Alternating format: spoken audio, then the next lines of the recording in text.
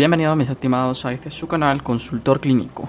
En esta ocasión hablaremos de la nueva serie llamada Urgencias Médicas. En este caso pues vamos a hablar de muchos temas, cuales son muy comunes en la urgencia médica, ¿verdad? O sea, a la emergencia. Cuáles son los casos más comunes que nos vamos a encontrar y cómo tratarlos, obviamente, ¿verdad? Hablaremos todo y lo abordaremos de una manera sistemática para poder entender el tema. Bueno, en este caso empezaremos con urgencias cardiovasculares, que son 8 temas. Bueno, sin más que decir, les presento el tema de síndrome coronario agudo. Actualmente, pues como sabemos, pues, el mayor miedo de todas las personas, de todos los pacientes, es llegar a morir, ¿verdad? Entonces, cuando estos presentan un dolor precordial, un dolor al lado del corazón, estos se asustan y lo primero que van a hacer, pues, es ir al hospital.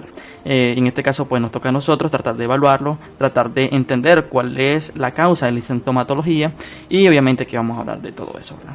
Bueno, sin más que decir, avancemos. Como definición, tenemos que el síndrome coronario agudo o SCA comprende un espectro de enfermedades que van desde el infarto agudo del miocardio, IAM, con elevación del segmento ST, llamado IAM-ST, y el infarto agudo del miocardio sin elevación del segmento ST o IAM-SEST, hasta la angina inestable, o sea, todo lo que vaya a provocar un dolor precordial. IAM-ST, o sea, isquemia miocárdica con elevación persistente del segmento ST en un electrocardiograma, un EKG, y la liberación de biomarcadores indican la necrosis del miocardio. La elevación del segmento ST se observa en el punto J, que al menos 2 derivaciones continuas, o sea, puede ser B1, B2, B3, B4, B5, B6 y así sucesivamente, no por separado. Generalmente cuando son 2 derivaciones continuas, mayor a 2 milímetros en hombres o 1.5 milímetros en mujeres. En las derivaciones B2, B3 y o B, pues generalmente mayor a 1 milímetro en otras derivaciones contiguas precordiales o de las extremidades, ¿verdad? El bloqueo de rama izquierda del haz de His, también llamado BRIAH, de nueva aparición, se considera un equivalente del infarto agudo de miocardio con elevación del segmento ST. En la fase temprana del infarto agudo de miocardio con elevación del segmento ST, se puede observar cambios en la onda T antes de que se desarrolle la elevación del segmento T. En este caso, pues generalmente se va la onda T inversa al QRS. El infarto agudo miocardio sin elevación del segmento ST generalmente da una isquemia miocárdica sin elevación del segmento ST con biomarcadores miocárdicos positivos. Ya vamos a hablar de esos biomarcadores. En este caso, pues también la angina inestable son pacientes con síndrome coronario agudo sin elevación del segmento ST en un EKG sin biomarcadores positivos que sugieran un daño miocárdico. Entonces aquí vamos a ver cuál es la definición de cada uno por eso. Epidemiología y etiología. El dolor torácico representa el 9%, o sea, 5.5 millones de las visitas al departamento de urgencia de Estados Unidos anualmente, o sea, cada año. En Estados Unidos, cada año ingresan en el hospital 1.1 millones de pacientes con infarto agudo miocardio sin elevación del segmento ST y con angina inestable, y 300.000 pacientes con infarto agudo miocardio con elevación del segmento ST, ¿verdad? ¿Cuál es la fisiopatología? El infarto agudo del miocardio sin elevación del ST y la angina inestable suele producirse por un desequilibrio súbito entre el consumo y la demanda miocárdica del oxígeno, que puede estar causada por obstrucción de las arterias coronarias, pero también por un vasoespasmo. En este caso, pues, por el vasoespasmo se le conoce como angina de Prinzmetal. En este caso, pues, como vemos en la imagen de aquí vemos un bloqueo aterosclerótico y podemos ver cómo está taponada esta arteria. Entonces, toda esta zona está infartada o también dañada muscularmente o necrosada, si le conocen en otra medicina, y obviamente a esto se le conoce como un infarto agudo. En este caso, pues, por vasoespasmo, como sabemos, pues las arterias están compuestas también por músculo liso. En este caso, pues, este músculo liso también puede llegar a contraerse y provocar un vasoespasmo. Puede ser una porción o en casi toda la arteria coronaria y puede provocar la angina. Entonces, como en este caso pues existe un espasmo, menos cantidad de sangre va a correr dentro de la luz del vaso, y esto va a provocar una menor proporción de oxígeno en referencia al consumo, ¿verdad? También puede provocar una lesión miocárdica por causas no isquémicas o aumento de la demanda de oxígeno sin obstrucción coronaria, ¿verdad? En el infarto agudo del miocardio con elevación del ST, la obstrucción habitualmente se debe a la ruptura súbita de la placa de ateroma y la oclusión trombótica de las arterias coronarias. Bueno, son las causas más comunes, ¿verdad? En este caso, pues el diagnóstico, como vemos aquí en el infarto agudo del miocardio con elevación del CT y en este caso, pues o bloqueo de rama izquierda del haz de His de nueva aparición con signos y síntomas de un episodio isquémico agudo son una indicación para el tratamiento de perfusión inmediata. En este caso, pues, este criterio fue tomado del Manual de Washington de Urgencias, ¿verdad? Para que no crean que estamos inventando aquí.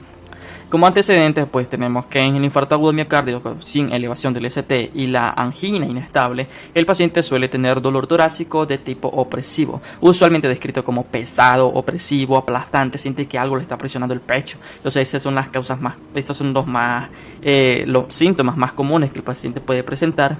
En este caso el dolor puede irradiarse a los brazos y con menor frecuencia al abdomen, espalda, mandíbula o el cuello. El dolor puede acompañarse de diaforesis, debilidad, aturdimiento, mareo, náuseas, vómito y mucha ansiedad. Incluso muchos pacientes han llegado a decir de que estos sienten de que algo malo está a punto de ocurrir. Ya, sienten presentir esto. El dolor suele durar más de 10 minutos. En el infarto agudo del miocardio con elevación del ST, el dolor torácico puede durar más de media hora. Los pacientes, las mujeres, pues en este caso los ancianos también, mayores de 75 años de edad y los pacientes con diabetes, insuficiencia renal o demencia pueden tener síntomas atípicos de angina, o sea, presentar una angina de vez en cuando. ¿Ya? Un síndrome coronario agudo también puede tener una presentación atípica, como dolor punzante pleurítico, indigestión, dolor epigástrico, fatiga o debilidad, incluso ausencia del dolor torácico. Y en este caso, pues quiero contarle algo que pasó en mi país. Pues hubo cierto estudiante de medicina, que no voy a mencionar obviamente por respeto a su nombre. En este caso, pues presentó un dolor en el epigastrio, ya, y empezó a tomar antiácidos pensando de que era algo estomacal, y pues falleció porque tenía un infarto en la base del corazón, o sea, en la cara diafragmática. Entonces, por eso la irradiación era un dolor epigástrico. Entonces, no podemos descartar que pueda haber un infarto en la cara inferior o cara diafragmática, ¿verdad? Exploración física. En este caso, pues los ruidos cardíacos pueden acompañarse de un S4, un desdoblamiento paradójico del C2 o un soplo de regurgitación mitral de nueva aparición. El paciente puede tener signos de insuficiencia cardíaca u otra enfermedad vascular. Diagnóstico diferencial, ¿verdad? No vamos a decir, que es un infarto inmediatamente desde que lo vemos. Ya. Obviamente cardiovascular puede ser una disección aórtica, que obviamente es mal pronóstico, puede ser una pericarditis, puede ser un aneurisma aórtico, puede ser pulmonar, en este caso un embólismo pulmonar, una pleuritis, neumonía, neumotórax, puede ser gastrointestinal por un espasmo esofágico, enfermedad de reflujo gastroesofágico o herpes. Puede ser una pancreatitis, úlcera péptica, enfermedad hepatobiliar, y puede ser musculoesquelético como una costocondritis, que es lo más común. Entonces, si un paciente te dice que le duele el pecho y vos venís y le presionas el pecho y le duele, pues obviamente no es algo cardíaco, ¿verdad? Porque puede ser una costocondritis, que es algo muy común. La radiculopatía cervical también puede ser posible. La piel, pues, obviamente puede ser un herpes zóster, y el hematológico puede haber una crisis o un síndrome torácico agudo por anemias falciformes. Criterios y pruebas diagnósticas. En este caso hay que hacer una estratificación de riesgo. El síndrome coronario agudo puede descartarse en pacientes con una puntuación TIMI de 0 y una troponina de alta sensibilidad negativa tras 2 horas del inicio de los síntomas, utilizando el protocolo diagnóstico rápido. En pacientes con puntuación TIMI mayor o igual a 3 debe considerarse tratamiento con heparina de bajo peso molecular. Y aquí tenemos la escala TIMI. Obviamente, en este caso, pues estos son los criterios: edad mayor de 65 años, 1 punto; enfermedad arterial coronaria conocida, generalmente una estenosis, mayor del 50% de los casos, 1 punto; 2 o más de episodios de dolor torácico en 24 horas, 1 punto; cambio en el segmento CT o la onda T, 1 punto; biomarcadores cardíacos elevados, en este caso, pues también 1 punto; ingesta de ácido acetilsalicílico en los últimos 7 días, 1 punto. ¿Qué es el ácido acetilsalicílico? Ya sabemos pues que es la aspirina también. 3 o más factores de riesgo para, en este caso, pues fallas cardíacas, 1 punto. En este caso, pues como ahí le dejo los datos de donde fueron sacados, pues la escala TIMI. Pruebas de laboratorio. En este caso, pues la troponina. Se deben medir los niveles seriados de troponina y o T al inicio de los síntomas y 3 a 6 horas después. En un paciente que inicialmente tuvo niveles de troponina normales, se deben obtener de niveles adicionales tras 6 horas si la sospecha clínica es elevada o si el paciente tiene un encaje anómalo, ¿verdad? No podemos dejarlo ir así nomás. Con los ensayos de troponina de alta sensibilidad se puede identificar a los pacientes con un aumento crónico en los niveles de troponina. Por lo tanto, es importante medir los cambios seriados de estos niveles. Los pacientes con insuficiencia renal o algunos con insuficiencia cardíaca son más propensos a tener aumentos crónicos de troponina, ¿verdad? En este caso, pues también tenemos la isoenzima miocárdica de la creatinina sinasa, o también llamado CPMB. Muchos le llaman CPKMB. Ya. En este caso, pues con los ensayos actuales de troponina, la CPK-MB no es útil para el diagnóstico del síndrome coronario agudo. Sin embargo, es útil para estimar el tamaño del infarto agudo del miocardio, o sea, cuánto es el espacio que está necrosado, pues, digámoslo de esa manera. Y para el cribado de un nuevo episodio isquémico en caso de aumento crónico o disminución de la troponina. Y aquí podemos ver, primeramente vamos a ver la troponina, en este caso la troponina sin reperfusión, podemos ver en este caso aquí cómo se mantiene pues en sus niveles ya. La troponina en este caso con reperfusión, podemos ver cómo se eleva. En este caso pues existe algo llamado síndrome de reperfusión, ¿verdad? Eso lo vamos a estar hablando en otro video para que no sea tan pesado y cargado ¿verdad? En este caso pues tenemos la CPK-MB sin reperfusión, vemos cómo está un poco más bajo los niveles, y la CPK-MB con reperfusión, que existe una elevación rápida y obviamente un descenso. La electromiografía, muy importante a la hora de tratar enfermedades cardíacas y coronarias, ¿verdad? Se debe tomar un EKG de 12 derivaciones en los primeros 10 minutos de la llegada al paciente. En el infarto agudo de miocardio sin elevación del ST en este caso pues la angina inestable, el EKG puede mostrar depresión del segmento ST, inversiones de la onda T o elevación transitoria del segmento ST. En el EKG también puede ser normal, ¿verdad? En 1 al 6% de los pacientes, o sea, no vamos a descartarlo obviamente. Especialmente la oclusión de la arteria circunfleja izquierda y coronaria derecha. El infarto agudo miocárdica con elevación del segmento ST, la elevación del segmento ST se observa en el punto J, ya, ahí es donde se puede ver. En al menos 2 derivaciones contiguas, eso es muy importante, no vamos a poner de que en la primera y en la 6 está alterado, hay un supradesnivel o un infradesnivel, no tienen que ser contiguas. En este caso, pues tiene que ser mayor a 2 milímetros en hombres o mayor a 1.5 milímetros en mujeres en las derivaciones B2, B3 y o B1. En este caso, pues de un mayor a 1 milímetro en otras derivaciones contiguas, precordiales o de las extremidades, ¿verdad? El bloqueo de rama izquierda de las de His de nueva aparición se considera un equivalente del infarto agudo miocárdico con elevación del segmento ST. Criterio de Esgarbosa. Se utilizan para evaluar un infarto agudo en presencia de un bloqueo de rama izquierda preexistente, o sea que ya estuvo con anterioridad. Si le asigna una puntuación de 0 a 5 y 3 o más puntos son altamente específicos, con una baja sensibilidad, ¿verdad?, de un infarto agudo miocárdico. En este caso, pues los criterios de Garbosa en una elevación del segmento ST de 1 milímetro o más en la misma dirección, o sea que se le conoce como corcondante del complejo QRS en cualquier derivación, son 5 puntos ahí nomás, ¿verdad?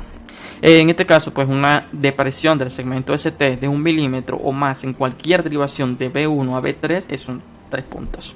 Y la elevación del segmento ST de 5 milímetros más discordante en el complejo QRS son 2 puntos. Inicialmente el EKG puede ser normal o no diagnosticado, ¿verdad? En este caso, pues el EKG debe repetirse cada 15 o 30 minutos en la primera hora, especialmente si los síntomas son recurrentes, continuos o el paciente dice que continúa con ellos. En este caso, pues estudios por imágenes. En este caso, pues es importante decir que no hay estudios radiográficos específicos para el diagnóstico del síndrome coronario agudo, ¿verdad? Obviamente esto se da porque el corazón es un músculo y obviamente la radiografía no se va a ver de manera tan específica, solo como un manchón blanco o una silueta cardíaca, como le llaman en radiografía. En este caso, pues el más importante es el ecocardiograma. En este caso puede ayudar a identificar cualquier anomalía de la movilidad de la pared cardíaca. Entonces podemos ver en esta zona aquí. Entonces vamos a empezar a ver, en este caso pues el cardiólogo va a lograr ver si hay anomalías del movimiento. O sea, imagínense que toda esta zona de aquí no se está moviendo. Obviamente hay una necrosis. Necrosis es muerte. Muerte significa que no hay movimiento. Entonces, de esa manera, pues, él puede confirmar o descartar si existe un infarto o un daño contiguo. Procedimiento: angiografía coronaria por tomografía computarizada en pacientes de riesgo bajo. Esta prueba tiene mayor coste-beneficio, ¿verdad? Y permite un diagnóstico más rápido que un estudio de imágenes de perfusión miocárdica con estrés. También podríamos hacerle pues una prueba de esfuerzo para pacientes con sospecha de síndrome coronario agudo, pero con el EKG y marcadores cardíacos seriados normales. Es razonable someter al paciente a pruebas de esfuerzo, ¿verdad? En este caso, el EKG en una cinta de correr, ecocardiografía con estrés o con estudio de imágenes de perfusión miocárdica con estrés antes o en las primeras 72 horas de alta hospitalaria, ¿verdad? Tratamiento farmacológico: se debe administrar 325 miligramos de aspirina o ácido acetilsalicílico. Los nitratos pueden reducir la precarga del ventrículo izquierdo y aumentar el flujo sanguíneo a las arterias coronarias, pero debe evitarse en pacientes con hipotensión, taquicardia, bradicardia severa, infarto del ventrículo derecho o uso de inhibidores de la 5-fosfodiesterasa en las 24 a 48 horas previas. En este caso, pues los beta bloqueadores pueden iniciarse en las primeras 24 horas en los pacientes con infarto agudo miocárdico con elevación del segmento ST sin contraindicaciones. ¿Cuáles son estas contraindicaciones? Insuficiencia cardíaca, de estado de bajo gasto cardíaco, choque cardiogénico, en este caso PR mayor, o sea, en el segmento PR pues mayor a 0.24 segundos, bloqueo cardíaco de segundo o tercer grado, asma activa o enfermedad de la vía aérea reactiva, ¿verdad? En este caso, pues, generalmente un asma o un EPOC. Los inhibidores de la enzima convertidora de angiotensina, o llamado IECA, y los antagonistas del receptor de angiotensina ARA2. Debe iniciarse en las primeras 24 horas en pacientes con infarto agudo miocárdico con elevación del segmento CT, con insuficiencia cardíaca, infarto anterior o una FEBI menor o igual a 0.4, a menos que estén contraindicados, ¿verdad? A los pacientes con intolerancia a los IECA se administrará un ARA2. ¿Cuáles son esas? En este caso, intolerancia? Los pacientes presentan demasiada tos, porque es el efecto adverso que mayormente tienen, ¿verdad? La morfina, obviamente muy importante esto, quiero que tomen en nota esto, que la morfina tiene posible efecto beneficioso al ser analgésico y ansiolítico, causando venodilatación y una reducción modesta de la frecuencia cardíaca. Sin embargo, existen estudios observacionales que han demostrado aumento de los episodios adversos en pacientes con síndrome coronario agudo y una descompensación aguda de la insuficiencia cardíaca. ¿Cuáles son los anticoagulantes más usados en todos los países latinoamericanos, América y parte de Europa, ¿verdad? En este caso, el clopidogrel, que se recomienda una dosis inicial de carga de 300 a 600 miligramos, prasugrel, dosis inicial de carga de 60 miligramos, ticagrelor, una dosis inicial de carga de 180 miligramos, enoxaparina, 1 miligramo por kilogramo subcutáneo cada 12 horas o 1 miligramo por kilogramo subcutáneo al día en pacientes con depuración de creatinina menor a 30 milímetros por minuto. Vivalirudina, una dosis de carga de 0.1 miligramos por kilogramo seguida de 0.5 miligramos kilogramos por hora, ¿verdad? Fondaparistinus, en este caso pues 2.5 miligramos subcutáneo al día. Heparina no fraccionada, una dosis de carga de 60 unidades por kilogramo, máximo 4.000 unidades, con una infusión inicial de 12 unidades kilogramo hora, máximo 1.000 unidades por hora, ¿verdad? Ajustado de acuerdo al protocolo hospitalario. Eso es muy importante, no se salgan de protocolo hospitalario. En este caso pues también llama la argatroban, que es utilizado en pacientes con trombocitopenia inducida por heparina o una dosis inicial de 2 microgramos kilogramos por minuto. Tratamiento no farmacológico. En este caso pues tenemos una intervención coronaria percutánea o ICP. En el infarto agudo de miocardio con elevación del segmento ST en un hospital con intervención coronaria percutánea, el paciente es valorado inicialmente en un hospital con ICP. Es necesario trasladar al laboratorio de cateterismo para la ICP primaria y no deben pasar más de 90 minutos entre el primer contacto médico y la colocación del balón. En un hospital sin ICP, el paciente debe ser derivado a un centro con ICP si se espera el tiempo entre el primer contacto médico y la colocación del balón tiene que ser menor a 2 horas o 120 minutos. Si se espera que este tiempo sea mayor a 120 minutos, puede ser por la distancia o puede ser por una gran espera, por obviamente países subdesarrollados como Latinoamérica, ¿verdad? Yo vivo también en Latinoamérica y sé que es difícil conseguir esto, más por la plata. Se debe administrar en los pacientes un agente fibrinolítico en los primeros 30 minutos de su llegada, siempre que no haya contraindicaciones para este tratamiento, ¿verdad? De cualquier forma, si el paciente presenta datos de reperfusión fallida o reoclusión, debe ser trasladado urgentemente a un centro con ICP. Después de la trombólisis, los pacientes aún deben ser derivados con una angiografía y revascularización en las siguientes 3 a 24 horas como parte de una estrategia invasiva. No debe de pasarse por alto esto, ¿verdad? En los pacientes con infarto agudo miocárdico con elevación del ST y choque cardiogénico o insuficiencia cardíaca aguda grave, sigue siendo necesaria la ICP primaria, ¿verdad? No podemos descartarla aunque tengan estas patologías subyacentes. En el infarto agudo miocárdico sin elevación del segmento ST y en este caso pues una angina inestable, los pacientes con fracaso del tratamiento médico, evidencia objetiva de isquemia o muy alto riesgo deben ser sometidos a pruebas invasivas precoces en las primeras 24 horas. Consideraciones especiales. En un paciente de bajo riesgo, o sea, una puntuación TIMI de 0, el EKG normal, troponina de alta sensibilidad normal en las 0 y 2 horas, se puede utilizar un protocolo de diagnóstico rápido de 2 horas si el paciente tiene un seguimiento extrahospitalario adecuado. Ya no son aquellos pacientes que no se cuidan, que no les importa su salud, ¿verdad? La puntuación HART, que es el que vamos a ver ahorita, predice los episodios cardíacos adversos, o sea, un ataque cardíaco de manera paroxística o de manera que puede dar en cualquier momento. Los pacientes con bajo riesgo, una puntuación de 0 a 3, tienen un riesgo menor al 2% de episodios adversos mayores a 6 semanas con incidente primario. Es aconsejable dar el alta al paciente e indicarle la toma de una aspirina diaria y nitroglicerina de acción rápida. Dar las instrucciones sobre los niveles de actividad y garantizar el seguimiento extrahospitalario apropiado para realizar pruebas posteriores. No hay que dejarlo olvidado, ahora ya lo dimos de alta, ya no nos importa, somos de hospital público y ya bla bla. Pues no. Tenemos que tener el seguimiento con el paciente. El paciente con posible síndrome coronario agudo, pero con un EKG seriado y troponinas cardíacas normales, debe someterse a una prueba de esfuerzo antes o en las primeras 72 horas tras el alta. Se sugiere el ingreso hospitalario en pacientes con un infarto agudo miocárdico sin elevación del ST y una angina inestable, y aquellos con síntomas recurrentes, troponina positiva o cambios isquémicos del EKG. Los pacientes con infarto agudo miocardio con elevación del ST, angina continua, inestabilidad hemodinámica, arritmia persistente descontrolada o con un infarto agudo miocárdico muy prolongado, se debe ingresar a la unidad de cuidados coronarios y se debe realizar terapia de reperfusión. Ya. En este caso, pues aquí tenemos la evaluación HAR, o sea, criterios de HAR, le llaman algunos. En este caso, pues para los pacientes con dolor torácico, hay que ver los antecedentes, el EKG, la edad, factores de riesgo, troponina. Ya, y conforme a eso vamos a darle un puntaje. Los antecedentes, pues obviamente, si altamente sospechosos, si dan 2 puntos, moderadamente sospechoso 1 punto, ligeramente sospechoso 0. En el EKG, depresión significativa del segmento ST 2 puntos, alteración inespecífica de la repolarización 1 punto y normal 0. La edad, pues obviamente, un factor muy predisponente, muy a veces desencorazonador, puede ser de mayor de 65 años más, en este caso 2 puntos, de 40 a 65 1 punto, menor de 45 0 puntos. Y los factores de riesgo de 3 o más factores de riesgo, antecedentes de enfermedad aterosclerótica, en estado de obesidad generalmente, 2 puntos, de 1 a 2 factores de riesgo 1 punto y sin factores de riesgo 0 puntos. La troponina mayor a 2 veces el límite normal 2 puntos, de 1 a 2 veces el límite normal 1 punto, menor o igual al límite normal 0 puntos. En este caso pues tenemos la leyenda, porque es lo más importante, de 0 a 3 puntos riesgo de 2.5% con episodios cardíacos adversos. Los pacientes pueden ser dados de alta con seguimiento, obviamente la vamos a dar cita, ¿verdad? Como decían en el hospital donde decía las prácticas, cita en 2 meses, no, cita en 15 días aproximadamente. De 4 a 6 puntos, riesgo del 20.3% con episodios cardíacos adversos. Los pacientes se deben ingresar al hospital para vigilar cambios de troponina y realizar pruebas de esfuerzo, ¿verdad? Y de 7 a más, obviamente el paciente va a tener 72.7% de episodio cardíaco adverso, y se sugiere obviamente en este caso pues tratar al paciente de manera temprana en conjunto con el servicio de cardiología del hospital o de la unidad de cuidados coronarios.